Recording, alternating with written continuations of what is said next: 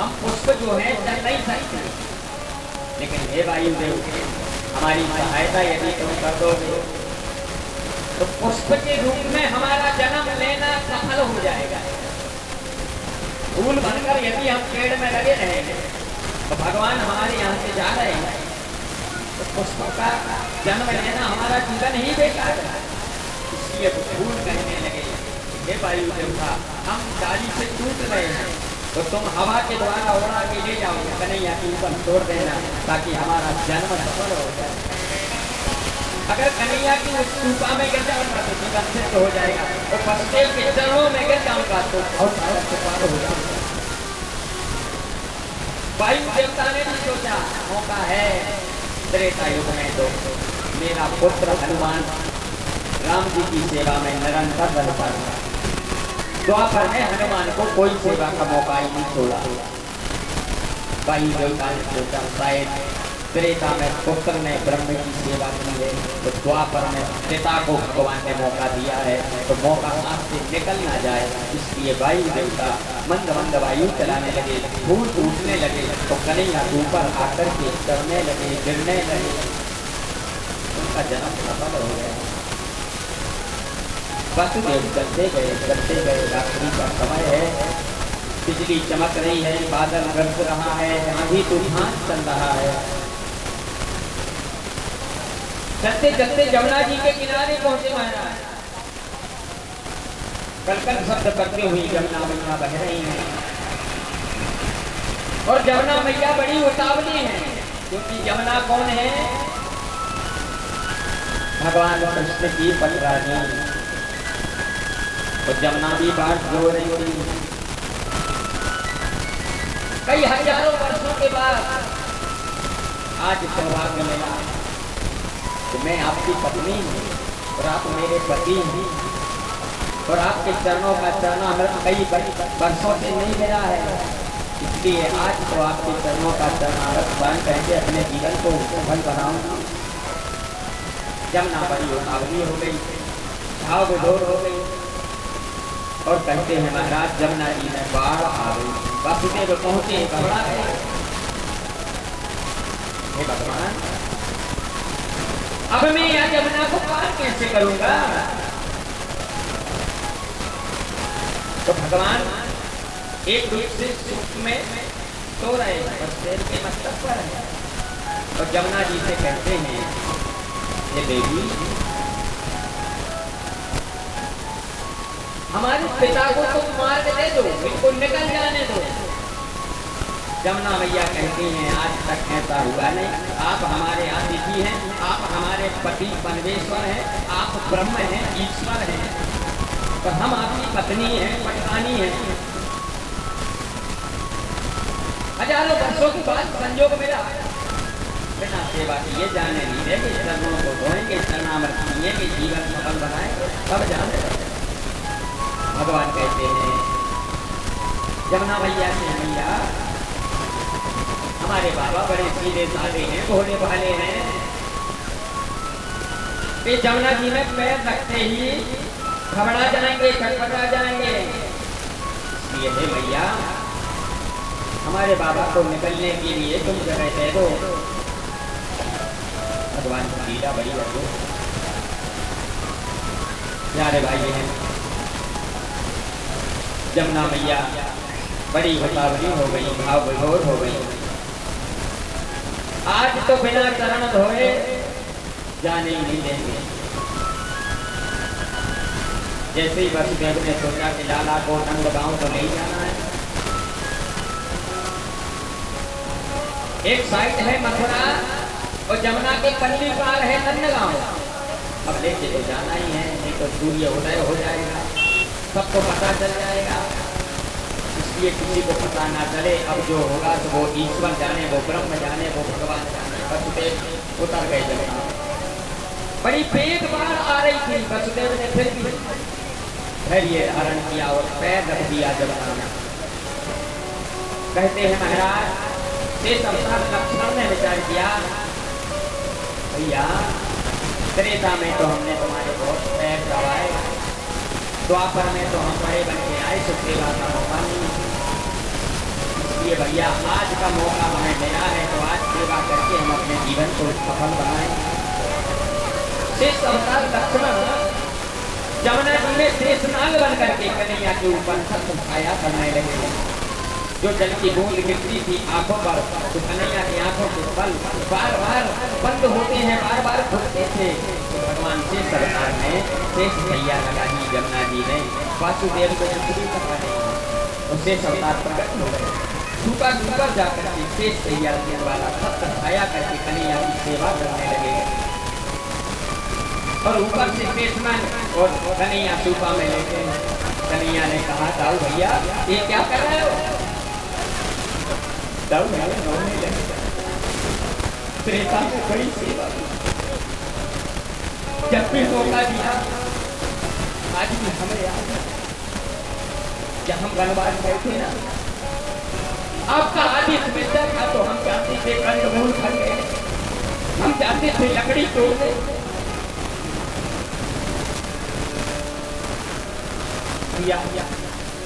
आज तो पैरों को दबा करके मेरा जीवन सफल हो गया, लेकिन मैंने आज बहुत बड़ी भूल कर दी जो मैं यहाँ बड़ा भाई बन के आया। इसलिए कन्हैया मुझे सेवा करने में तो इसकी अच्छी मुझे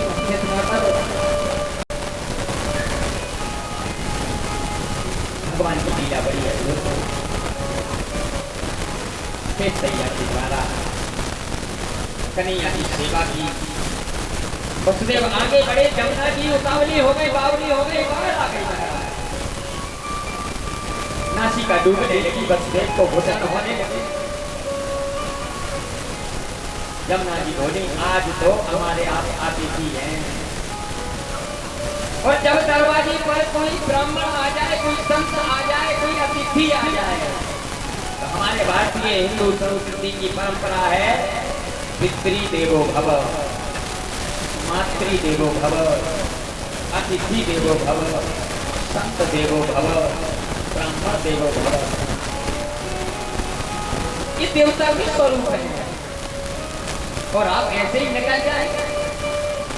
नहीं नहीं नहीं, आज तो बिना चरण धोए नहीं जाने। प्यारे भाई, जैसे त्रेता युग में मर्यादा पुरुषोत्तम प्रभु श्री राम लीला करते हुए गंगा के तट पर पहुंचे, जो सारे संसार को भवसागर से पार करते हैं, वो केवट से कह रहे कि तुम हमें गंगा से पार कर। ये क्या है? ये लीला तो है जो संसार को भवसागर इस भव नदी से पार करना है, वो गंगा से पार जाने के लिए केवट से नाव मांग रहा है। प्यारे भाई बहन, भगवान कहते हैं हम संसार को पार करते हैं, लेकिन हम जब संसार की विधि के बंधन में बंध जाते हैं तो संसार का जो नियम है प्रकृति का, उस नियम का उल्लंघन नहीं करते। फिर हम भी किसी भक्त को ढूंढ कर उससे कहते हैं हे केवट भैया, अब इस नियम का पालन करने के लिए तुम हमें नाव में बैठा करके गंगा से पार कर दो। प्रभु की लीला कितनी अद्भुत है। केवट को बुला करके राम जी ने कहा तुम हमें गंगा से पार कर दो। केवट आया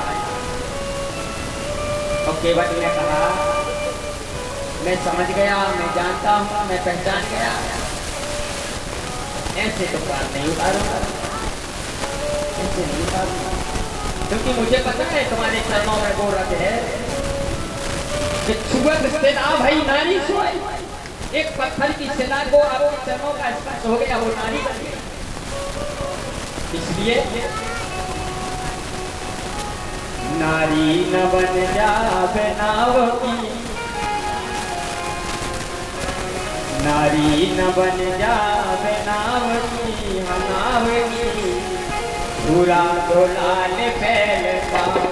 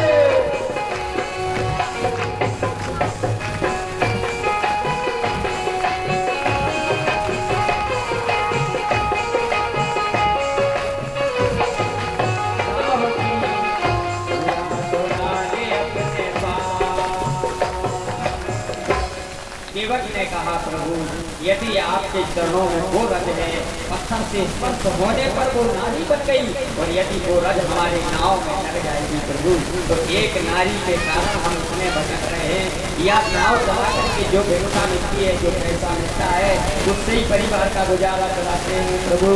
और यदि मेरी नाव और नारी बन जाएगी तो मैं क्या करूँगा प्रभु। मेरा तो ये सहारा है, मेरा ये बिजनेस है, धंधा है, ये मेरी खेती बाड़ी है, इसी से मैं अपना परिवार चलाता हूँ, इसी से जो पैसा कमाता हूँ बच्चों को रोटी खिलाता हूँ। और यदि मेरी नाव नारी बन जाएगी तो मेरा क्या होगा। इसलिए पहले चरणों को धुलवाना पड़ेगा। तो सुन के बचते प्रेम लपेटे अटपटे कहीं से करुणाए जिसे जाएगी लखन लखन भगवान समझाने लगे जानकी को जानकी उस समय जब क्षीर सागर में हम रहते थे और यह केवट कछुआ बन के आया था। अगर तुमने वहाँ शेष नाग ने घुसकार मारी तो कछुआ बन गया। एक तरफ भैया लक्ष्मी पैर दबा रही थी हाथ पटकाती थी कछुआ बन जाता था। भगवान ने वरदान दिया था त्रेता में मिलेंगे वही कछुआ है ये। इसलिए राम की मुस्काए जैसा ये जानकी लक्ष्मण को क्रोध आ गया। वो पैर अरे दो पैर धुलने का सौभाग्य तो लक्ष्मण को भी नहीं मिला। एक पैर की सेवा जानकी करती है एक पैर की सेवा लक्ष्मण को मिली है और सेवा कह रहा है पहले चरण दूंगा फिर पार करूंगा। अंत में राम जी को कहना पड़ा सेवक भैया ये क्या हो गया। सेवक गया जल भर के लाया राम जी का चरण धोला। चरण धोने के बाद राम जी ने उस चरण को जमीन में रख दिया। दूसरा चरण केवट धोने लगा। केवट ने कहा प्रभु ये क्या कर रहे हो। अरे जमीन में पैर नहीं रखना है। तो राम जी ने कहा भैया अगर हम जमीन में पैर नहीं रखेंगे तो क्या करेंगे। केवट ने कहा गड़बड़ हो जाएगा। कोई उसी रज को तो हम धो रहे हैं तो वो रज में लग जाएगा फिर क्या करें। अब केवट बैठ गया पीर आसन में। कैसे बैठ गया पीर आसन में केवट बैठा है गंगा के तट पर रेता में और राम जी से कहता है हे प्रभु एक पैर मेरी जंघा पे रख लो और एक पैर मेरे कठोर में रख लो। राम जी ने ऐसा किया। लक्ष्मण देख रहे हैं। लक्ष्मण को बड़ा क्रोध आया। एक पैर केवट की जंघा पर है एक पैर कठोरता में है। केवट मल मल के बड़े आनंद में भाव विभोर होकर प्रभु के पैरों को ढूंढ रहा है। प्रभु के चरणों में जो चिन्ह थे जो पद्म था जो त्रिशूल जो धनुष के चिन्ह थे उनको निहार रहा है। केवट आज मेरा जीवन सफल हो गया।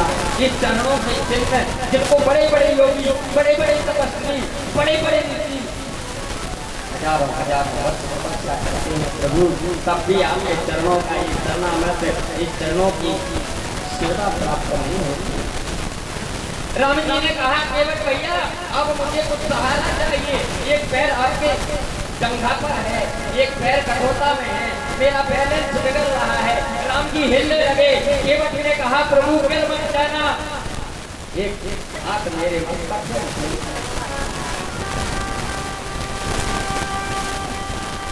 है केवट के बाद प्रभु ने ऐसी लीला की लक्ष्मण को क्रोध आ रहा है। जानकी मैया देख रही है क्या लीला। एक हाथ केवट के मस्तक पर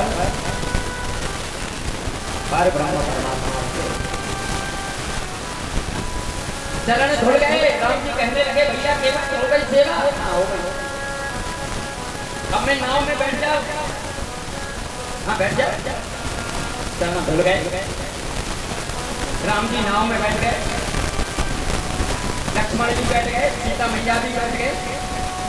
केवट भैया जल्दी करो विलंब ना करो। केवट बोला अभी नहीं। रीति है रिवाज है और पहले के ग्राहक खड़े हैं पहले उनको उतारेंगे बाद में समय उठाओ। लक्ष्मण जी देखने लगे सीता मैया देखने लगी। गंगा किनारे कोई चित्त रहा है केवट कह रहा है और पहले के खड़े हैं पार होने के लिए पहले उनको पार उतारेंगे बाद में तुम्हें उतारेंगे। वो पहले आए थे तुम बाद में आए। राम जी समझ गए केवट क्या कहना चाहता है। लक्ष्मण जी कहते हैं केवट भैया बार बार ये तुम बहाना बना रहे हो। अरे हमें विलंब हो रहा है जल्दी पार उतारो। केवट ने कहा नहीं तेरा नियम टूट जाएगा हमारा, इसलिए हमें अपना नियम का पालन करने दो। राम जी ने कहा ठीक है केवट जाओ पालन करो। केवट उस चरणामृत को घर पे ले गया। राम जी नाव में बैठे, केवट ने उठाया कठोर का घर चला गया। तो घर ले जाकर केवट ने क्या किया, गोस्वामी जी महाराज लिख रहे हैं, पद पठार जल पान करी, पद पठार जल पान कर, आप सहिते परिवार, और पित्र पार कर प्रभु मुनि, मुदित गयो लेता। उस चरणामृत को केवट घर में ले गया। पितृ देवता जो बैठे थे पार उतरने के लिए, केवट ने सोचा कब जाकर गंगा जी जाएंगे, श्राद्ध करना पड़ेगा, जल देना पड़ेगा, पिंडदान करना पड़ेगा। आज मौका ऐसा है हमारे माता पिता, हमारे बच्चे और हम सब पार उतर दें, आज को मौका छोड़ नहीं। क्योंकि अब प्रभु के चरणों का चरणामृत हाथ में, जिस चरणामृत के लिए बड़े बड़े योगी हजारों वर्ष तप करते हैं, उनको सुलभ नहीं। उस चरणामृत को केवट ले गया और पितृ देवताओं को जो पूर्वज अधोगति में लटके थे, केवट ने वो चरणामृत अपने पितरों को खिलाया। तो पितृ देवता पार हो गए, बूढ़े माता पिता को दिया, वो भी पार हो गए, बच्चों को खिलाया, वो भी पार हो गए। फिर केवट आया, फिर राम जी को बिठाया, तो फिर गंगा से पार हो गया। ये प्रभु की लीला। आज जमुना मैया कह रही है बिना चरण धोए आपको जाने नहीं देंगे सरकार, आज तो चरण धो के ही जाएंगे। बस तेरी की नाक डूबने लगी, सांस घुटन होने लगी। कन्हैया ने सोचा अब मानने वाली नहीं है। कन्हैया ने अपना छोटा सा